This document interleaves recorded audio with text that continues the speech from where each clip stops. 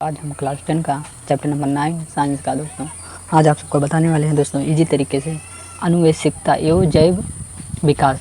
आनुवंशिकता एवं जैव विकास मतलब क्या होता है दोस्तों, आप समझो। आनुवंशिकता मतलब किसी भी जीव, जैसे आनुवंशिकता मतलब जो पुराने में कैसे व्यक्ति थे अब में कैसे व्यक्ति हैं, और जैव विकास मतलब कि जीव का विकास कैसे हुआ, उसी के बारे में आप सबको बताने वाले हैं दोस्तों। उसी का मतलब है जैव आनुवंशिकता का मतलब यही है दोस्तों, जैव विकास कैसे हुआ, जैसे आलू, टमाटर, बैगन, ये सब कैसे विकास हुआ, इसी के बारे में दोस्तों आप सबको बताने वाले हैं दोस्तों पूरा वीडियो देखना। वीडियो अच्छा लगेगा तो चैनल को सब्सक्राइब करना, साथ में बेल आइकन को दबाना मत भूलना दोस्तों। चलो दोस्तों शुरू करते हैं अपना टॉपिक। अध्याय नंबर 9 है दोस्तों, 8 का डिस्क्रिप्शन में लिंक हो गया है दोस्तों, जाके देख लेना। चलो दोस्तों शुरू करते हैं। आनुवंशिकता, आनुवंशिक के क्या कहते हैं समझो दोस्तों आप। अत्याधिक है आनुवंशिकता मतलब कि अत्याधिक है। पेड़ पौधे दोस्तों, ये क्या मटर, ये सब क्या है, आनुवंशिकता के लक्षण हैं दोस्तों। अभी आप सबको बताते चलो, यह 2 भागों में बांटा गया दोस्तों, समझो आप सब। पहला आनुवंशिकता वंशागति। वंशागति मतलब क्या होता है देखो दोस्तों, समझो आप। विभिन्न लक्षणों का पूर्णतया विश्वसनीयता के साथ वंशागति होना, मतलब कि दोस्तों जो लक्षण नहीं होता मटर का, पूर्णतया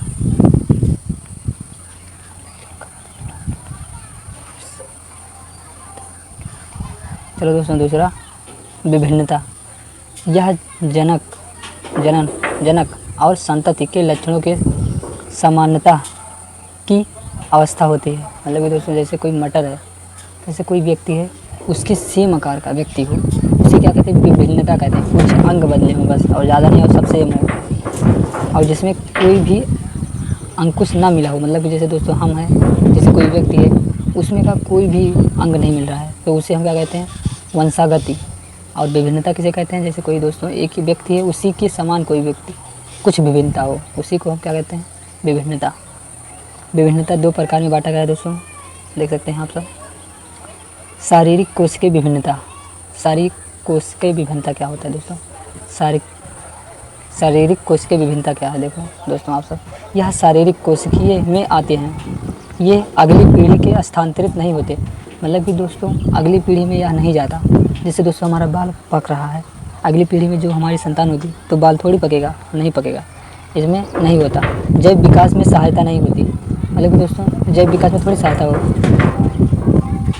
क्या होगा, बाल काट दो तो नाक काट दो, जैव विकास में थोड़ी सहायता होगा, क्योंकि ये सब जिन से होता है दोस्तों, जिन सब कराता है, यहाँ से कुछ नहीं होगा। जैसे बाहर से तुम्हारा काट दिए, मान लो तुम्हारी अगली पीढ़ी जो आएगी तो वो थोड़ी रहेगी, एकदम व्यक्ति एकदम साफ़ सुथरे व्यक्ति कान रहेगी, उसका हाथ वाथ नहीं कटा रहेगा। तो इधर काटोगे चाहे जितना काट दो, चाहे जितने बार, जब तुम्हारी संतान होगी तो उनका कटा थोड़ी होगा, उनका कटा नहीं होगा। चलो दोस्तों आगे। इन्होंने उपार्जित लक्षण भी कहते हैं, इन्हें उपार्जित लक्षण कहते हैं। जैसे उदाहरण देख सकते हैं दोस्तों, कानों में छेद करना, कुत्ते के पूंछ काटना दोस्तों, यह सब क्या है, जैव में सहायता नहीं होता, यही सब है। शारीरिक कोशिकीय विभिन्नता मतलब कि ऊपर से जैसे शारीरिक के, चाहे जहाँ से चाहे उंगली काट दो, चाहे बाल काट दो, ये सब क्या है, शारीरिक कोशिकीय विभिन्नता है दोस्तों। जैसे कान छेद कराना, कुत्ते को पूंछ काटना, यह सब क्या है, शारीरिक कोशिकीय विभिन्नता है। चलो दोस्तों आगे। जनन कोशिकीय विभिन्नता। जनन कोशिकीय विभिन्नता किसे कहते हैं दोस्तों, चलो आगे हम बताते हैं आप सबको। यह जनन कोशिकीय में आती है, यह अगली पीढ़ी में स्थानांतरित होता है, जैव विकास में सहायता मिलती है। इन्हें आनुवंशिकता लक्षण भी कहा जाता है। जैसे मानव के बालों का रंग,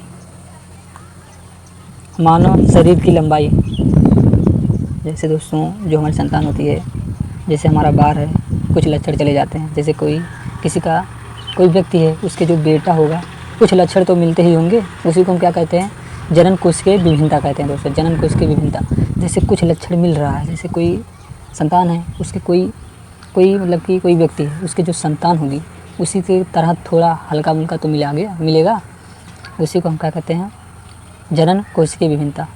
चलो दोस्तों आगे आप समझ गए होंगे आप सब। आगे जनन के दौरान विभिन्नताओं का संचयन।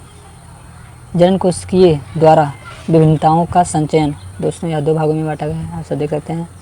विभिन्नताएं जन्म द्वारा परिलक्षित होती हैं, चाहे जंतु। चलो दोस्तों आगे, यह दो प्रकार का होता है, अलैंगिक जन्म, लैंगिक जन्म। विभिन्नताएं कम होती हैं। डीएनए प्राकृतिक के समय न्यून त्रुटियों के कारण उत्पन्न होती है। विभिन्नता अपेक्षाकृत अधिक होगी। क्रॉस संकरण के द्वारा गुणसूत्र क्रोमोसोम में विसंयोजक द्वारा म्यूटेशन उत्परिवर्तित के द्वारा। चलो दोस्तों आगे,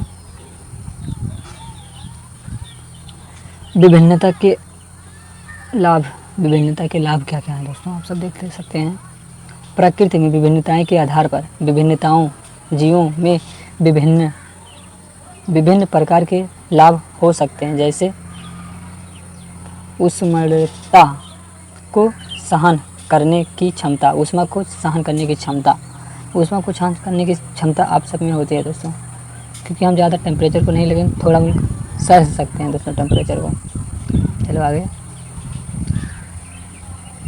क्षमता वाले जीवाणुओं की अधिक गर्मी से बचने की संभावना अधिक होती है। पर्यावरण कारकों द्वारा उत्तम परिवर्तन का चयन जैव विकास प्रक्रम का आधार बनता है। स्वतंत्र एवं जुड़े कारक पालियाँ मानव सम्मिष्ट में पाए जाने वाले दो परिवर्तन हैं।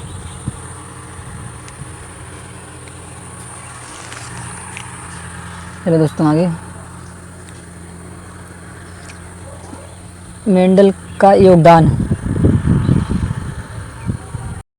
शुरू करते हैं। मेंडल का योगदान दोस्तों, मेंडल एक व्यक्ति थे जो एक वैज्ञानिक थे। उन्होंने अनुवंशिकता का इन्हें जनक भी कहा जाता है। मेंडल को अनुवंशिकता का जनक किसे कहा जाता है? मेंडल जी को कहा जाता है दोस्तों।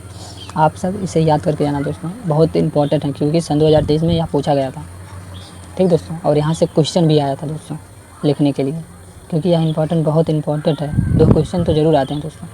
चलो दोस्तों इनका हम सुनाते हैं क्या है, उन्होंने क्या योगदान दिया।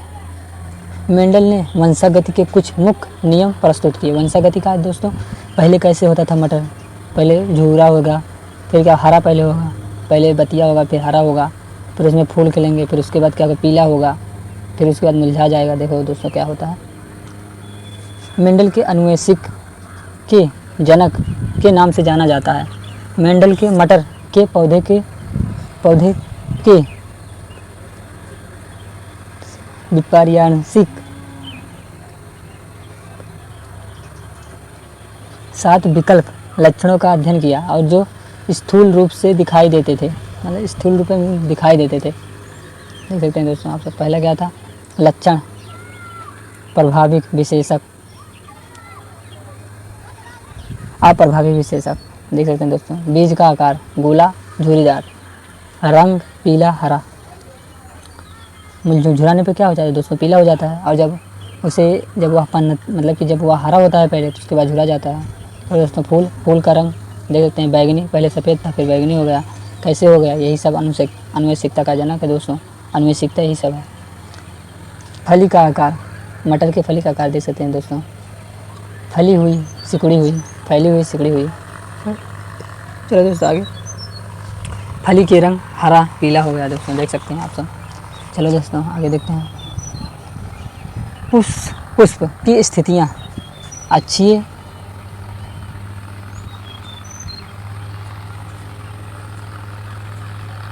अनंत, अत्य। देख सकते हैं दोस्तों आप सब कैसे है। पुष्प की स्थितियाँ लंबाई, बौना। देख सकते हैं दोस्तों मटर का पुष्प कैसे है, एक बौना है एक लंबा है। यही इनके अनुवंशिकता का जनक मेंडलीव को कहा जाता है। और अनुवंशिकता का मतलब यही है दोस्तों, छोटे बड़े क्यों होते हैं पौधे, इसी के लिए यही को कहा जाता है अनुवंशिकता। चलो दोस्तों आगे। अब मेंडल द्वारा अध्ययन किए गए मटर के पौधे को विशेषताओं को 7 जोड़े में बांटा गया। मतलब कि जो मटर के पौधे थे 7 जोड़ों में इन्होंने बांटा। 7 भेद पाए ना, कोई पीला था, कोई कैसा था, यह सबका भेद पाए। इसके बाद देखो क्या कहते हैं, मेंडल द्वारा मटर के पौधे का चयन। मेंडल ने मटर के पौधे का चयन निम्नलिखित गुणों के आधार पर किया। मटर के पौधे को वैकल्पिक लक्षण स्थूलित रूप से दिखाई देते थे। मटर के क्या है दोस्तों, मटर के बहुत लक्षण दिखाई देते हैं। आप सब देख रहे हैं, कोई बौना होता है, कोई छोटा होता है, कोई इसी में फल ही नहीं होते, कोई फल टुकड़ा होता है, कोई फल फैला हुआ होता है। दोस्तों देख सकते हैं आप सब जानते ही होंगे। इसका जीवन काल छोटा होता है। मटर का क्या होता है, जीवन काल छोटा होता है। इन्होंने वर्गीकृत क्यों किया मटर के पौधे को लिया, क्योंकि यह इसका आवर्त काल छोटा होता है दोस्तों, यह साल ही भर में हो जाते हैं, इसलिए मेंडल ने यही को लिया। और कोई जीव को लेते तो क्या होता है, ये खुद भी ख़त्म हो जाते व्यक्ति को लेते तो, इसलिए इन्होंने मटर के पौधे को लिया। ठीक, चलो दोस्तों आगे। सामान्यतः स्वपरागण होते हैं, परंतु कृत्रिम तरीके से परंपरागत भी कार्य जा सकता है, कराया जा सकता है, परंपरागत भी कराया जा सकता है। चलो दोस्तों आगे। एक ही पीढ़ी के अनेक बीज बनते हैं। देख सकते हैं दोस्तों, एक ही पीढ़ी के अनेक बीज बनते हैं। आप सब जानते हैं कैसे बनते हैं, देख सकते हैं दोस्तों। हम सब जब मटर डालते हैं खेत में, क्या होता है, वह बढ़ता है, फिर उसके बाद क्या होता है, कोई छोटा होता है, कोई बड़ा होता है। इसी को क्या कहा गया, एक ही पिंड अनेक बीज देते हैं दोस्तों। तो दोस्तों आगे, मेंडल द्वारा अध्ययन किए गए मटर में पौधे को 7 विशेषताएं क्रमशः दोस्तों देख सकते हैं। लक्षण, विशेषताएं, तने की लंबाई लंबा बौना, फूल का रंग बैंगनी सफ़ेद, फूल की स्थिति अच्छी है सत्य, फलीदार आकार, फूला सिकुड़ा, फली का रंग हरा पीला, बीज का आकार गोला मुलझुलाया, बीज का रंग पीला हरा। तो दोस्तों आगे, एक संक्रमण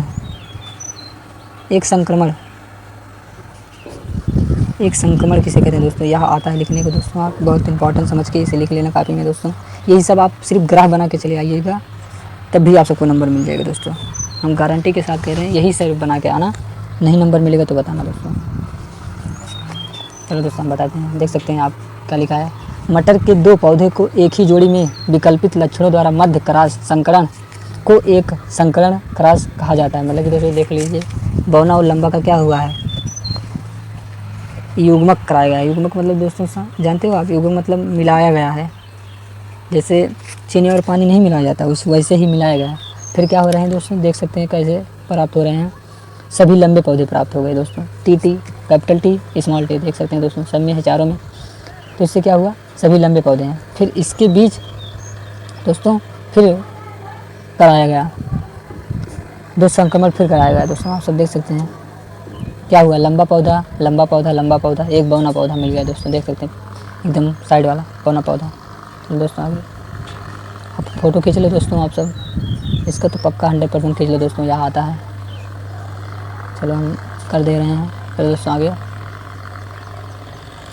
अवलोकन। मेंडल ने अवलोकन करके क्या बताया दोस्तों, समझो आपको। प्रथम संतति F1 पीढ़ी के सभी पौधे लंबे थे। आप सबको दिखाए दोस्तों, पहली पीढ़ी क्या थे, लंबे थे। दूसरी पीढ़ी F2 पीढ़ी के 3/4 लंबे तथा 1/4 बौने थे। जीनोटाइप क्या दोस्तों, जीनोटाइप मतलब कि जीनोटाइप क्या होता है, वही जो ये सब नहीं प्राप्त हुए थे दोस्तों। ये सब क्या है, ये सब को जीनोटाइप कहा जाता है दोस्तों। जीनोटाइप, ये सब जीनोटाइप हैं। यह एक बौना है और यह लंबा है, ये भी लंबा है, ये भी लंबा है, तो इसी को जीनोटाइप कहते हैं। चलो दोस्तों आगे क्या लिखा है, जीनोटाइप F2 पीढ़ी में 3 फिर 1 है दोस्तों। 3 क्या है, लंबे पौधे, 1 बौना पौधा है। Genotype 3 F3 1 2 1। तो देख सकते हैं दोस्तों आप, जैसे कैपिटल टी स्मॉल टी क्या है दोस्तों, यह बौना है और दोनों जो हैं वह लंबे हैं। संयोजक 1 2 1 अनुपात में प्राप्त होता है। निष्कर्ष दोस्तों देख सकते हैं आप सब, निष्कर्ष क्या है दोस्तों, आप समझें। कैपिटल टी स्मॉल टी दोनों लक्षणों लंबे पौधे हैं, यद्यपि स्मॉल टी बौने पौधे हैं। टी एक प्रति पौधे पौधे की लंबाई बनाने के लिए पर्याप्त है, जबकि बौनेपन के लिए स्मॉल टी दोनों प्रक्रिया स्मॉल होनी चाहिए। बौने के लिए स्मॉल होनी चाहिए दोस्तों दोनों प्रक्रिया। आगे दोस्तों देखो, कैपिटल टी जैसे लक्षण प्रभावी लक्षण कहलाते हैं, जैसे स्मॉल टी लक्षण अप्रभावी लक्षण कहलाते हैं। मतलब कि अप्रभावी लक्षण बौने पौधे, प्रभावी लक्षण क्या, लंबे पौधे। ठीक दोस्तों समझिए। द्विसंचरण संकरण, द्विविकल्पीय संकरण, मतलब कि दोस्तों दो अनुवंशिकता के बीच संकरण कराया गया, मतलब कि दो मटर के बीच संकरण कराया गया, लंबे पौधे तथा झुर्रीदार। ठीक दोस्तों, मटर के दो पौधे को दो जोड़ी विकल्पी लक्षण के मध्य क्रॉस कराया गया। क्रॉस मतलब क्या, युग्मक कराया गया। ठीक, क्रॉस मतलब क्या कहा जाता है, युग्मक कराया जाता है। देख सकते हैं दोस्तों आगे कैसे हुआ है। क्या है, पहले जनक पीढ़ी पहले पीढ़ी। पीला कब हो जाता है दोस्तों, पहले हरा होता है, झुर्रीदार हरा, पहले हरा होता है फिर उसके बाद पीला होता है। क्या क्या लिखा है, कैपिटल आर क्या है, गोल है, और कैपिटल वाई क्या है, पीला है, और क्या है कैपिटल आर कैपिटल वाई क्या है, यह युग्मक है, और झुर्रीदार क्या है, स्मॉल आर स्मॉल वाई मिलकर क्या बना रहे हैं, युग्मक से क्या प्राप्त हुआ दोस्तों हमें, गोले पीले क्या, capital r small r, capital y small y से क्या बन रहा है, देख सकते हैं दोस्तों आप, संक्रमण स्वपरागण बन रहा है दोस्तों। देख सकते हैं आप सब कैसे युग्मक, इधर युग्मक है। देख सकते हैं दोस्तों कैसे बन रहा है, इधर से कराया गया, इधर को क्या हो गया, इधर आ गया, अब इधर से यहाँ पे कराया गया, यहाँ से यहाँ कराया गया दोस्तों। आप सब देख सकते हैं ग्राफ, आप फोटो खींच ले सकते हैं दोस्तों, स्क्रीनशॉट ले सकते हैं। चलो दोस्तों आगे,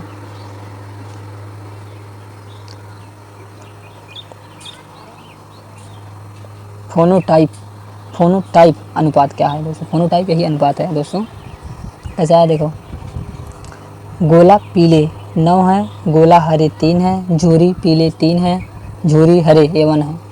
ठीक दोस्तों, इनमें सब आप सब देख सकते हैं कैसे है, देख सकते हैं दोस्तों कितना है, पीला कितना है 9, 4 इधर है, 4 3 7 7 8 9 10। ठीक दोस्तों, कितना है 9 है। आप देख सकते हैं क्या है, गोले हरे, अरे दोस्तों कितना है 3, और झुर्री पीले 3 है, झुर्रे हरे 1 है। ठीक दोस्तों, चलो आगे। अब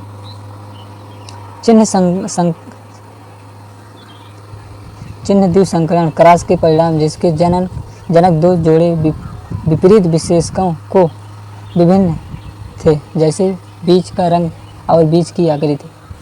मतलब कि दोस्तों जैसे कोई बीज का रंग है, मतलब कि बीच में जो तत्व भी दिखाई नहीं, इसमें देख सकते हैं दोस्तों, कहीं पे देख सकते हैं रंग अलग है, तत्व भी अलग है। कैपिटल आर स्मॉल आर तो देख सकते हैं दोस्तों, कैपिटल आर स्मॉल वाई है दोस्तों। आगे F2 गोल पीले के बीज 9 है, गोले हरे के बीज 3 है, झुर्री पीले के बीज 3 है, झुर्री हरे के बीज 1 है। इस प्रकार दो अलग अलग बीजों की आकृति एवं रंग स्वतंत्र वंशानुगति होती है। लक्षण अपने आप को ही किस प्रकार व्यक्त करते हैं, देख सकते हैं दोस्तों। कोशिका में DNA पाया जाता है, आप सबको हम बताए थे अभी चैप्टर कल जो आप सबको बताए थे, उसमें क्या था, उसमें है आप सबको बताए थे DNA का फुल फॉर्म क्या होता है, डीऑक्सीराइड न्यूक्लियड अम्ल दोस्तों, डीऑक्सीराइड न्यूक्लियड अम्ल। RNA के राइबोज न्यूक्लियड अम्ल होता है दोस्तों, राइबोज। ठीक दोस्तों, ये सब याद करने लगे दोस्तों, यह क्वेश्चन आता है ऑब्जेक्टिव में। ऑब्जेक्टिव मतलब क्या होता है, बहुविकल्पीय। ठीक, चलो दोस्तों आगे। जीन DNA की रचनात्मक तथा क्रियात्मक इकाई होती है, जीन रचनात्मक तथा क्रियात्मक इकाई होती है DNA की, क्या जीन। ठीक, चलो दोस्तों आगे। सूचना स्रोत प्रोटीन संश्लेषण से होता है दोस्तों, हमारे बहुत काम होते हैं दोस्तों। चलो आगे। प्रोटीन भिन्न लक्षणों की अभिव्यक्ति को नियंत्रित करती है। एंजाइम एवं हार्मोन्स, जिन टी मतलब कि क्या, लंबे पौधे। प्रभाविक लक्षण क्या है दोस्तों, आप सब देखते हैं। एंजाइम का दक्षता से कार्य करना, पर्याप्त मात्रा में हार्मोन्स बनाना, लंबे पौधे। जिन स्मॉल टी अप्रभावी लक्षण, जैसे एंजाइम का कम दक्षता से कार्य करना, अपर्याप्त मात्रा में हार्मोन्स बनाना, मतलब कम मात्रा में बौने पौधे, हार्मोन्स कम मात्रा में बना हुआ था। लिंग निर्धारण, लिंग निर्धारण के लिए उत्तरदायी कारण, 2 प्रकार के दोस्तों लिंग निर्धारण के लिए। दोस्तों यह बहुत इंपॉर्टेंट है, वेरी वेरी इंपॉर्टेंट है दोस्तों, यह याद करके जाना। लिंग निर्धारण यह दोस्तों बहुत ही इंपॉर्टेंट है दोस्तों, आप सब इसको याद करके जाना। यह पूछता रहता है दोस्तों बोर्ड के पेपर में। चलो शुरू करते हैं आगे। लिंग निर्धारण के लिए उत्तरदायी कारण 2 प्रकार के होते हैं। पहला क्या है, कुछ प्राणियों में लिंग निर्धारण अंडे के ऊष्मीय ताप पर निर्भर करता है, जैसे घोंघा। कुछ प्राणियों में जैसे ही मानव के लिंग निर्धारण लिंग सूत्र पर निर्भर करता है, जैसे XX मादा तथा XY नर। चलो दोस्तों आगे।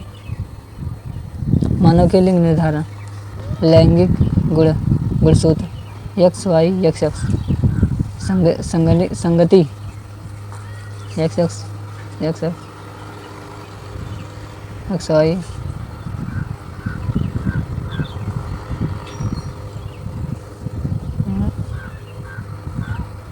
अलेवा। तो दोस्तों आगे आप सब देख सकते हैं संगति क्या हो गया है, नर क्या है XY, मादा क्या है XX। देख सकते हैं दोस्तों युग्मक होकर क्या बनाया था, देखो मादा आ गया उधर नर आ गया। ठीक दोस्तों, चलो दोस्तों आगे। अंधे बच्चे आधे बच्चे लड़के की एक अंधे लड़की हो सकती है, अंधे बच्चे अंधे लड़की हो सकती है। सभी बच्चे चाहे वह लड़का हो अथवा लड़की हो अपनी माता में X गुणसूत्र प्राप्त करता है, अर्थात बच्चे का लिंग निर्धारण इस बात पर निर्भर करता है कि उसे अपने पिता के लिए किस प्रकार का गुणसूत्र प्राप्त हुआ, और जिस बच्चे को अपने माता पिता के X गुण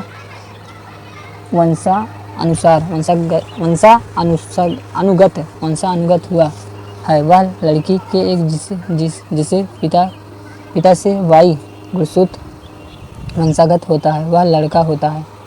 मतलब कि दोस्तों आप समझें, जिसमें देखो जिससे जैसे कोई नर है उसमें XY मिल गया तो क्या होगा, लड़का पैदा होगा। और जब कोई में नर में X है, X मिल गया तो क्या होगा, लड़की पैदा होगा। चलो दोस्तों आगे।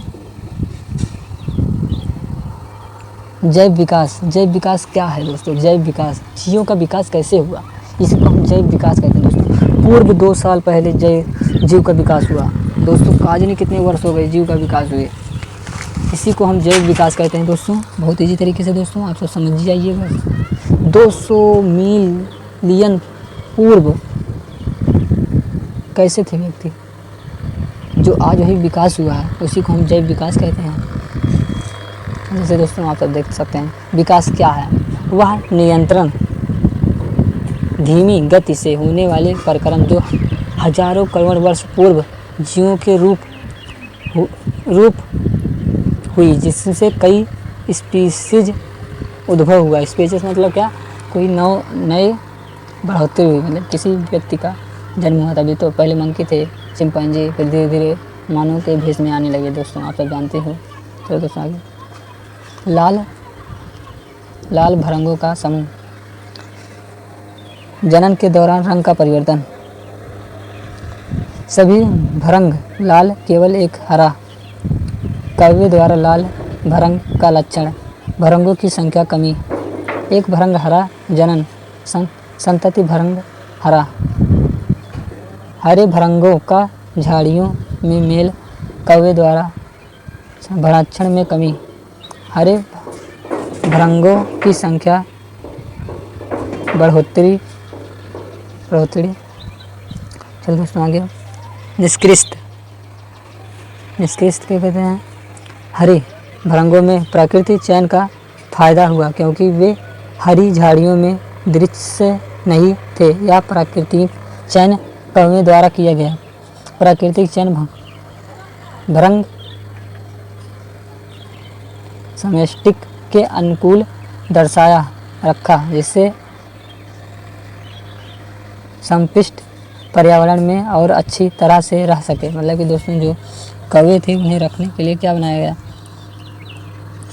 चिड़ियाघर बनाया जाता है दोस्तों। जंगल को बचाना चाहिए चिड़िया उड़िया रहने के लिए दोस्तों, नहीं तो क्या होगा, कहाँ जाएंगे चिड़िया उड़िया लोग। मर जाएंगे दोस्तों, इसीलिए उन्हें बचा के रखा जाता है। चलो दोस्तों आगे, लाल भृंगों का समूह। भृंगों का समूह, जनन द्वारा रंग का परिवर्तन। सभी भृंगों लाल, केवल एक ही नीला। जनन, लाल भृंगों की संख्या में बढ़ोतरी। एक नीला भृंग। जनन, नीले भृंगों की संख्या में बढ़ोतरी। तो दोस्तों आगे, कौवे लाल तथा नीले भृंगों का पहचान कर सकते हैं। मतलब कि दोस्तों जो कौवा होता है नीला रंग तथा लाल रंग का पहचान कर सकता है। ठीक, तो आगे, भृंगों की संख्या में कमी आती है। लाल भंगर तथा नीला से अधिक होता है। मतलब कि जो लाल होता है नीला से अधिक होता है, वह देख सकते हैं। लाल को अधिक देख सकते हैं, नीला तो कम देख सकते हैं, लेकिन लाल को अधिक भी देख सकते हैं। अचानक हाथी आता है, भंगर सहित झाड़ी को रौंद देते हैं। सहयोग के नीले भृंगक बच जाते हैं। निष्कर्ष, रंग परिवर्तन में उपस्थित्व के लिए कोई लाभ नहीं होता। यह सहयोग ही तथा दुर्घटना के कारण यह भृंग संपिष्ट बच गए हैं, जिससे संपिष्ट का स्वरूप बदल गया। अर्थात छोटे संपिष्ट में दुर्घटनाएं किसी जिन की आवृत्ति को प्रभावित कर सकती हैं, जबकि उसका उत्तरजीविका कोई लाभ ना हो। चलो दोस्तों आगे, लाल भृंगों का समूह। भृंगों के आवास झाड़ियाँ। भृंगों क्या होता है? आवास। झाड़ी होती है। आवास मतलब क्या होता है? झाड़ी या कहीं पे रहना, आवास वाक़। वातक रोग लग जाता है। भृंगों के औसत भार अल्प पोषित की वजह से कमी भृंगों की संख्या में निरंतर गिरावट, पौधों का रोग समाप्त हो जाना।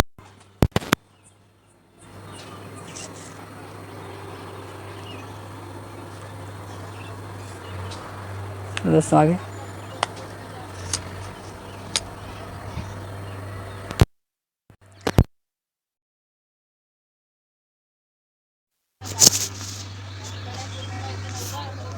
चलो दोस्तों आगे, भृंगों की संख्या तथा भार में सिर्फ वृद्धि होती है। निष्कर्ष, भृंगों की जनसंख्या में कोई आनुवंशिकता परिवर्तन नहीं होता। जनसंख्या में प्रभाव कुछ समय के लिए पर्यावरण के कारण आया है। आगे चलते हैं, आप सबको बताते हैं उपार्जित एवं आनुवंशिक लक्षण क्या है। उपार्जित तथा आनुवंशिक लक्षण क्या है? उपार्जित लक्षण, आनुवंशिक लक्षण। उपार्जित लक्षण क्या है दोस्तों?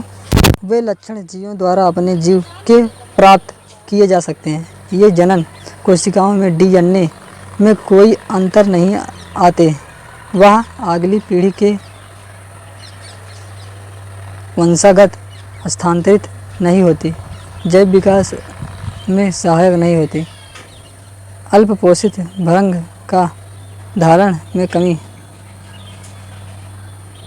आनुवंशिकता लक्षण, ये लक्षण जीवों के वंशानुसार प्राप्त होता है। वे जनन कोशिकाओं में घटित होते हैं तथा अगली पीढ़ी की स्थानांतरित होते हैं, जैव विकास की सहायता करते हैं। उदाहरण के लिए मानव के अंगों के भाग। जय हिंद दोस्तों, वीडियो अच्छा लगा चैनल को सब्सक्राइब करना, साथ में बेल आइकन दबाना मत भूलना दोस्तों। वंदे मातरम। जय हिंद दोस्तों, मिलते हैं दूसरे पार्ट में। जय हिंद दोस्तों, वंदे मातरम।